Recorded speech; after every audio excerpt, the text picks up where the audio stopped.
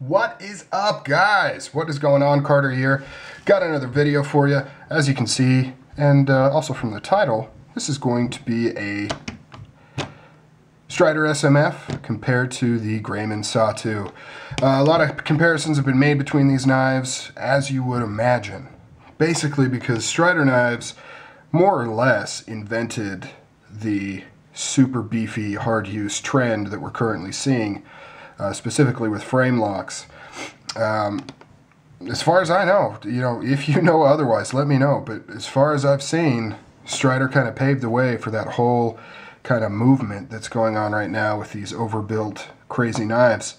But anyways, that's for another video. So definitely going to be some influences going into the Satu here. You'll see that right off the bat. But first off, let's take a look at the size comparison. I believe the Satu is like 10.5 inches total. You can see if you take the butt of that and put it on right there, you can see how much more length you have. About 1/2 inch, maybe a little bit more than 1/2 inch. Kind of depends on at what point you're making the comparison. If you take it off the hump or if you kind of line this up this way. But definitely longer. But more impressive is the width all across the board. The blade, the handle, pretty much everything except for the width of the knife, which is almost exactly spot on right there. So let's take a look at the blade, shall we? So the stock is about the same, if not exactly the same.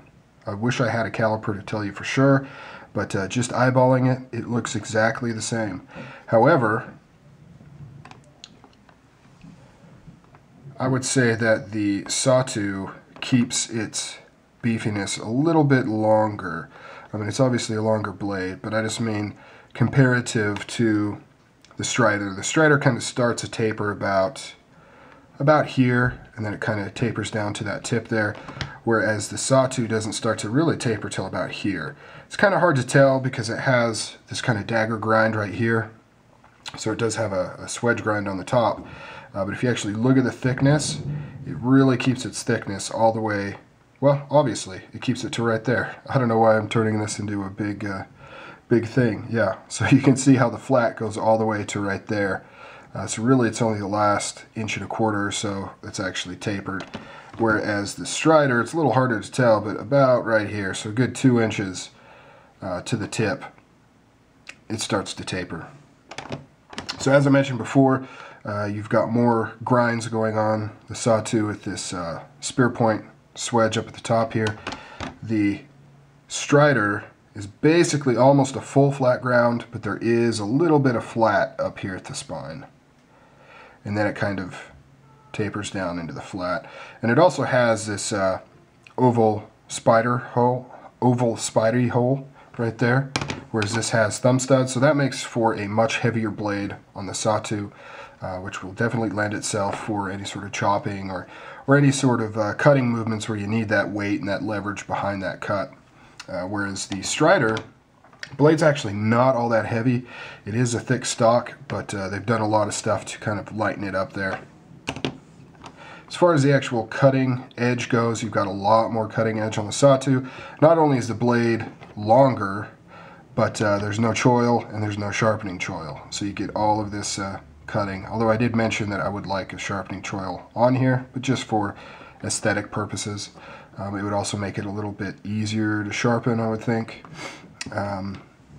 This also has a flat ground, so is this, but this is obviously not as high, which does, make it easier to sharpen for clamp systems, if that's what you use. This is definitely easy to sharpen with those, because you don't have to worry about any movement. You're able to clamp on this nice flat area right here and get a good grip. So when I did sharpen this, it was, pretty easy. Obviously a light recurve here, which I like. I'm not a big fan of recurves, but when it's done just so subtle like this, it's really nice. I actually like it. You get a little bit of the recurve cutting power without making it obnoxious, you know what I mean? And once again, doesn't affect sharpening whatsoever with this light recurve. Next up, let's take a look at the jimping. Now you can definitely see some cues here. Very similar jimping. The Satu is a little bit more aggressive, but the G10 jimping is about the same. They're both pretty aggressive. The Strider jimping up here on the actual blade is a little less aggressive, but you can see how very similar, how it's laid out and also cut. So Satu definitely took a cue from the Strider. You may notice that this area here is a lot more narrow on the Strider than it is on the Satu, and we'll talk about that here for a second. This obviously has the finger choil, so you're able to kind of choke up on it. This does not, however, you can choke up on it just by grabbing right there. It's comfortable and it feels secure. Obviously not as secure as a actual choil, but it is usable. You can wrap it around there. Your birdie finger kind of fits into the normal index finger choil right there. Now, if you look here at kind of the lockups, you may think, generally when you're trying to do a lockup, the farther away you can get from the pivot to where you're locking up, the better. Just because, you know, the farther out here you are, the more strength you would need. Well, okay, so the farther out here you are, the strength or the force put on negatively on the blade will equal less force here. The closer you get, the more it equalizes. So you may think that this is actually better because it's further out, but it's not really. The lockup on the Strider is right there where my fingernail is, just right here, whereas the Satu is actually clear back here. So this is all kind of just dead space right here. Doesn't really serve a function. You can see how it goes inside, whereas on the Strider you've got it kind of more flush right there. So definitely just extra material. Does add to the weight. The Strider kind of is more efficient in terms of not having extra overhanging material like that. Both are frame locks. The titanium is about the same. The Satu is a little bit thicker. You can see that. Oh, maybe you can see. I gotta remember to look through the viewfinder. I'm not sure if you can see that. But the thickness of the Strider is about as thick as the Satu is to that radius line, that first radius line. So the titanium is thicker on the Satu than it is on the Strider by, you know, a fair amount. The Strider has a solid G10 piece over here. You can see that it's all milled out of one super thick piece. Makes it very, very durable. The Satu takes a different approach in using a titanium liner on the opposite side.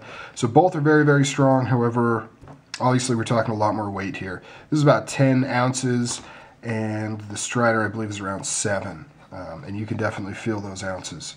However, you know, like I said, as far as like chopping type maneuvers go, this would definitely take the cake. I mean, that extra weight would come in handy for that.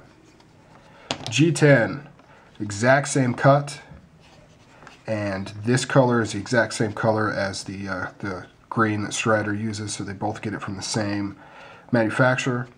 If we're looking at pivots, Strider pivot, nobody beats the Strider pivot. However, the Satu is plenty big.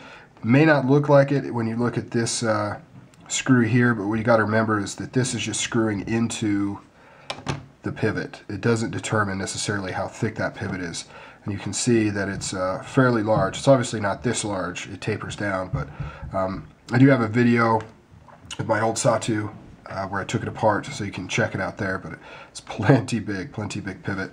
The Strider uses the thumb stud to stop the blade.